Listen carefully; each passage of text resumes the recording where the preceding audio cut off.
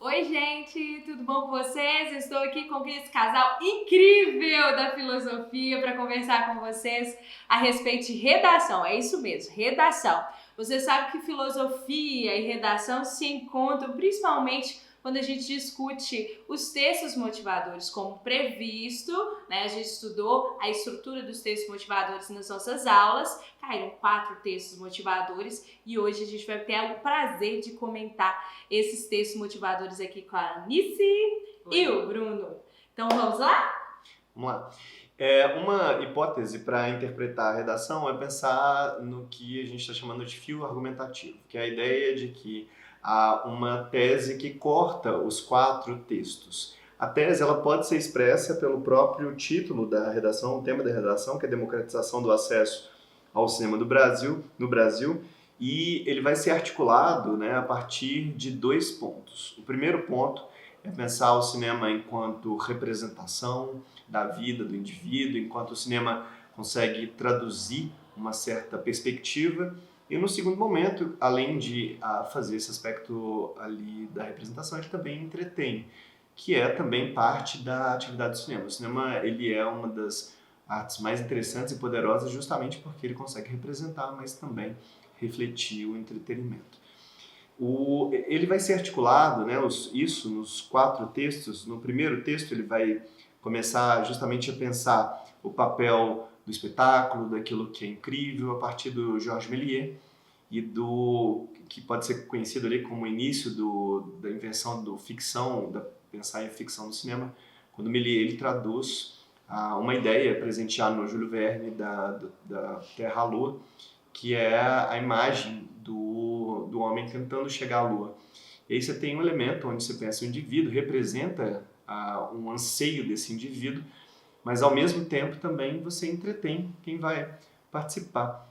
E o que vai ser articulado ali, especialmente no segundo texto do Edgar Morin, é um pouco dessa representação do indivíduo. E aí esse indivíduo vai ter 2 elementos, né, que vão estar pensados no texto 3 e no texto 4, que é ainda parte do fio argumentativo, onde você vai ter a participação ali necessária desse indivíduo, ali onde ele vai assistir o filme. Os dados vão mostrar isso muito claramente, onde aqueles que veem o filme depois, no cinema, depois eles continuam reproduzindo esse hábito em casa. Então há uma espécie de continuidade de participação desse indivíduo quando ele consegue estar incluso no processo.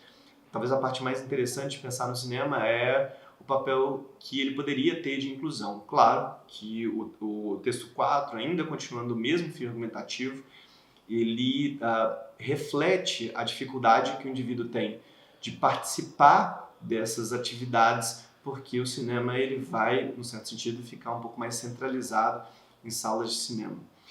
Então isso vai gerar não só um problema de participação, mas aí como consequência também o texto 4 ele vai indicar isso um pouco, uma exclusão de certa parte da população justamente do cinema. Então, qual é o fio argumentativo? Você tem o cinema como representação, como entretenimento, apoiado isso numa participação do indivíduo, e esse indivíduo vai ter 2 pontos, que é o indivíduo que precisa estar participativo e, ao mesmo tempo, o indivíduo que será excluído dessa participação. Uma vez que se estabelece isso, é fácil agora pensar o que é o problema da democratização do acesso. Justamente porque o cinema tem todo esse poder da participação, do entretenimento, mas também da representação do indivíduo, é fundamental pensar no cinema que pode ser democrático, pode justamente incluir a diversidade de pessoas.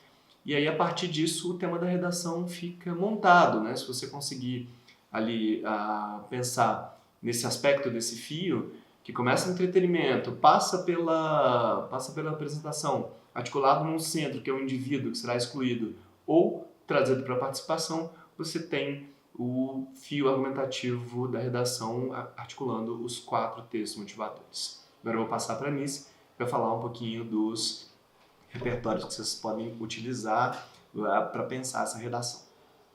Oi, gente. Escutando o Bruno falar aqui, a gente percebe mais ainda como que o tema pode ser tratado por diversas formas. Você pode pegar o aspecto do entretenimento, você pode pegar o acesso físico ao cinema, como você pode pegar um acesso crítico e reflexivo acerca do cinema. Porque ir ao cinema não significa que o seu acesso foi democratizado. Às vezes você pode ir e não entender aquilo que você está assistindo, aquilo que você está tendo, aquela experiência de entretenimento.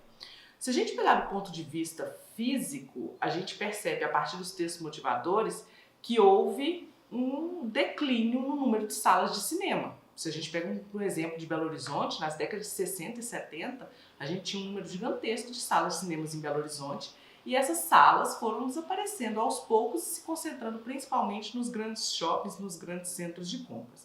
Essa diminuição das salas de cinema, ela pode ser vista pelo fato da violência que existe nas grandes cidades. Quanto maior é a violência, mais o sujeito vai pensar se ele vai se disponibilizar a participar de um cinema no centro de Belo Horizonte, por exemplo.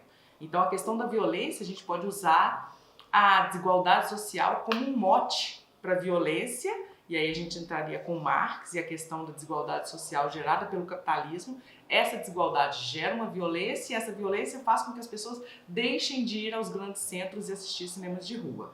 Esse é o primeiro momento. O segundo momento seria, a partir do momento que os cinemas se concentram em grandes shoppings, esse cinema passa a ter um custo muito mais alto. E aí, novamente, a impossibilidade de se comprar o ingresso de cinema faz com que as pessoas não tenham acesso físico ao cinema.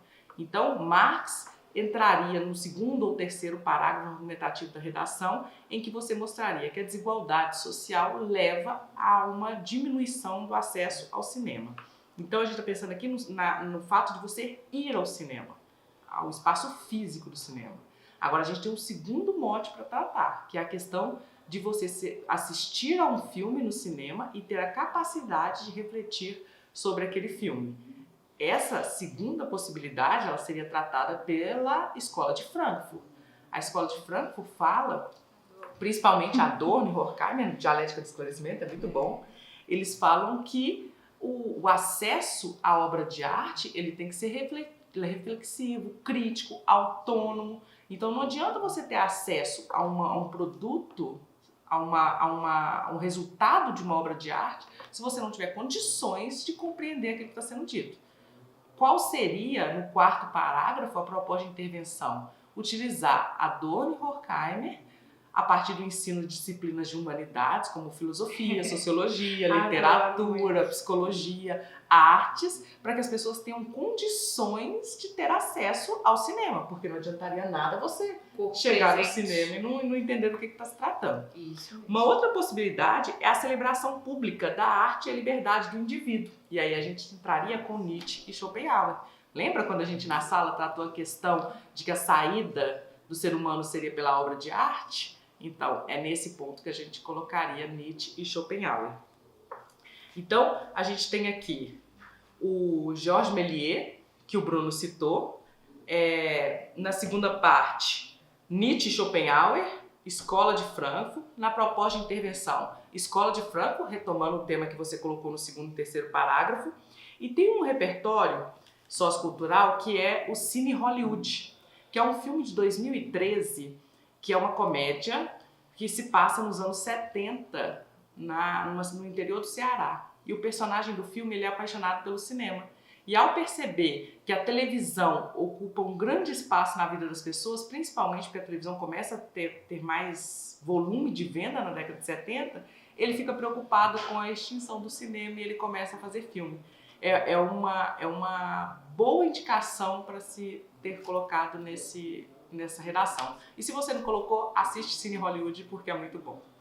Isso mesmo. Tivemos o prazer de conversar com vocês. Muito obrigada pelas contribuições. Espero que você tenha se dado muito bem nessa prova, porque o tema estava previsto por nós, bem tranquilinha a abordagem. Vocês viram todas as possibilidades de abordagens filosóficas na sua redação com os professores de filosofia.